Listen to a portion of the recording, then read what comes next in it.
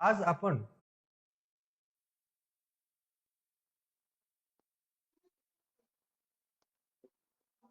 नमस्कार विद्यार्थी मित्रांनो, आज आपण समोच्च रेषा नकाशे आणि भूरूपे या घटकातील उपघटक समोच्च रेषा हा अभ्यासणार आहोत।